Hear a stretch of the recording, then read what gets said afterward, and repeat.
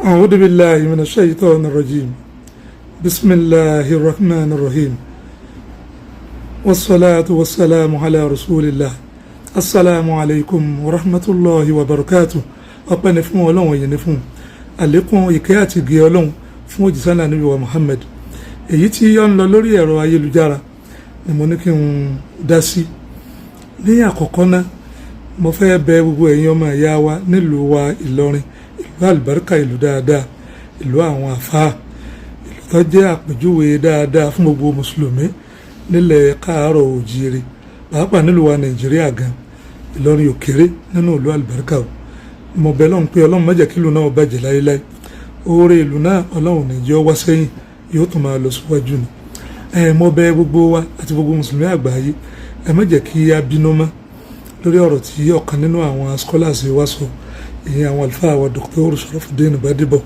Ẹ jẹ́ kí a fi yèdènú lórí ẹ̀, yàgbà pé ọ̀rọ̀ tó máa yá wá sọ náà ni. Ẹ dákun torí Ọlọ́run, ẹ má jẹ́ ká sọ̀rọ̀ òdì síra wa. Kódà àti ń gbà lérò pé a sì pẹ́jọ́, mo bẹ̀ àlókọ Ọlọ́run, ẹ jẹ́ ká gbà pé kò sẹ́ni tí ahọ́n ò lè gbé, kò sì sẹ́ni tí ẹnu ò lè gbé. Wọ́n á fẹ́ pe àfáà wa náà sí àkíyèsí lórí àwọn ìpèpè tí Ọlọ́run ni wọ́n máa pè. Ọlọ́run ti fi yé ọ̀pọ̀lọpọ̀ ẹ̀mí, alhamdulilayi, ṣùgbọ́n a nílò àkíyèsí lórí àwọn nǹkan tí a máa sọ, ní tá a máa pè, ìbéèrè tá a máa béèrè, kó jẹ́ àwọn àbéèrè tí ó ṣe àwùjọ láǹfààní, tí ò ní dá hílàhílo sílẹ̀. Èmi ò rí àǹfààní kankan tá a fẹ́ gbà ń bi pé irú òòṣà wo ní ń bọ̀ ń lù Ìlọrin. Níbi gbogbo wa náà tí Ọlọ́run ní kí a gbẹ́júmọ̀ yìí, a gbẹ́júmọ̀ òòṣà kankan tí ń bọ̀ ń lọrin. Tí ẹ bá ti ń pàtàn ayé àwọn àfẹ̀já nǹkan kan, nígbà Ọlọ́run ti ní bàbá wa ṣe wàá límì òde, alhamdulilayi, níbi ọba jihadu ìdè dáadáa, tọ́lọ́run sì ní kí gbogbo nǹkan farabalẹ̀ fún ìsìláàmù nílùú náà, alhamdulilayi. Gbogbo wa náà ò kú pamọ́ nígbà tó yẹ ká gbà lérò pé àwọn lọ bọ odò Ọ̀ṣun àbí kí ni ẹ fẹ́ dálẹ̀, tí gbogbo àwọn àfáà dìde lórí ẹ̀, tí gbogbo àfáà lọrin ní ẹ sọ̀kẹ́ lórí pé kò sí tó ń jẹ́ bẹ́ẹ̀. Kódà wọ́n gbé lọ kóòtù, Ọlọ́run tó ní ká yege bọ́ ọbẹ̀, kò tó àyè á tún máa ṣẹ̀ṣẹ̀ béèrè irú nǹkan bá mọ̀. Ìtumọ̀ béèrè ní pé bíbá fẹ́ máa jí àwọn nǹkan yẹn padà fún wa, pé àwọn òòṣà yín tàbí máa gbàgbé rẹ̀, ìtumọ̀ rẹ̀ nú lójú tèmi kò dáa tó. Ẹ dákun torí Ọlọ́run, irú béèrè bẹ́ẹ̀ ẹ má jẹ́ àjẹ́ kí ó wáyé mọ́. Ìtàbùkù ààyè ẹ̀sìn ènìyàn jẹ́ ẹni àmọ́ra àwọn méjì ń wòrò pé ẹbẹ́ nìkan gẹ́rí ń bẹ̀, ìlú wo ni wò ti máa wùwà tí ọ̀dà. Bí ìlú ti rí ọmọ tó wọn lórí òlékún kọ́mẹ́ǹnì náà, ara àwọn èèyàn burúkú ọ̀kan bẹ̀. Èyàn àwọn amúlùnkù ò ní ààyè ńlá tó wà, kò mọ̀ ká nà zálà rẹ̀ ká gbé sọ̀kalẹ̀ kúrò láàyè dáadáa tó wà. Ó pe dókítà wá sákìyèsí ẹ̀dá torí Ọlọ́run, Ọlọ́run máa bá ní kọ́ yín màá sí. Àwọn ìbéèrè tó jẹ mọ́rọ̀ àkìídà lórí ká mọ Ọlọ́run lọ́kàn dáadáa tí ò ní jẹ́ ìtàbùkù fáàyè kan ni ẹ máa béèrè lọ́wọ́ àwọn yìí. Àpé Ọlọ́run ọba o, ṣé ilẹ̀ gbogbo ààyè ló wà ní àdìárẹ̀sì ló wà ní Ànábì wa Muhammad, àpẹẹrẹ rẹ̀ ọ̀pọ̀ lára rẹ̀ tí gbogbo wa náà tẹ́ ẹ fi kọ́ wa tá a mọ̀ lọ́dọ̀ yín. Àwọn nǹkan ni mo fẹ́ kẹ́ ẹ máa bá ní bí àwọn èèyàn wa léèrè, ṣùgbọ́n tí ó dà wàhálà alẹ́ sínú olú ẹ dákun, ẹ jẹ́ kí ìyá jìnà sí. Ẹ rí i pé ìyàwó kan náà ẹbí léèrè nínú àwọn ètò yìí, ẹlẹ́nìkan gbé owó kan ránṣẹ́ sí yín, kódà ẹ sọ iye rẹ̀, ẹ ló ní gbogbo àwọn ìyá wa tí ń wà náà máa ṣe wọ́n pé wọ́n dáhùn béèrè wọn ò dáhùn, ẹ ti ẹ̀ bóun ha fún wọn.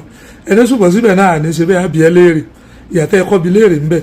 Ẹni ìwọ ìyá wa òòṣà irú orò wo ni ń ṣe ń lé yín, ìyá òun ni wọn ò sọ̀rọ̀ ń lé wa, ẹni ẹ̀kọ́ ń bẹ̀ wọ́n ṣe ní má sọ̀rọ̀ ń lé yín.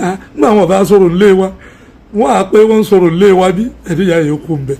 Gbogbo àwọn nǹkan tí yóò já ń fa àní fún wa, kódà àwọn nǹkan tó jẹ mẹ́yọ̀rọ̀ kíkí ẹlòmíràn máa kí, àwọn béèrè bá mi ẹ máa bí ẹ pé ká Fátíà fún ìyá wa, ká gbọ́ Suratul Fátíà.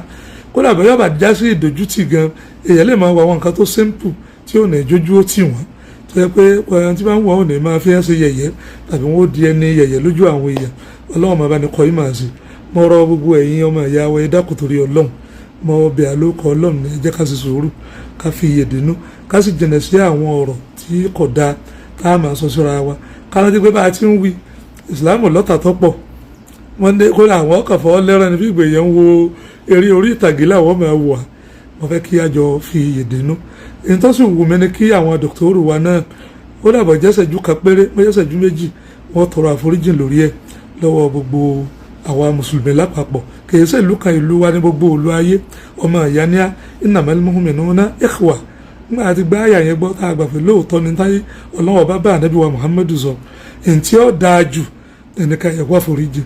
lọ́wọ́ gbogbo àwa mùsùlùmí torí ìka pàtàkì nínú mọ̀nàrà àwa mùsùlùmí nílẹ̀ Yorùbá ẹni ẹ̀fẹ̀nu kan tí inú àwọn ọ̀tá ó sì dùn pé ẹ̀rí pé wọ́n ń tara wọn jẹ àṣẹ nǹkan báwọn gan àsámọ̀lá ní nǹkan báyìí alẹ́ náà ti ń lórí òkè ń bẹ̀ kò sílùú tí wọ́n ti lọ ṣùgbọ́n wà ní ká kíyèsí ara kìí sóòsà ní tí a pè lóòsà ní tí gbogbo olùjọrí wọ́ sí ìfẹ́ tó pẹ́ lórí ọ̀rọ̀ mẹ́ni ẹ jẹ́ kí n bá mi báwọn Ọlọ́run ṣàtúnṣe gbogbo wa yóò ṣàánú wa la hawla lana wala quwwata illa billahil aliyyil azim.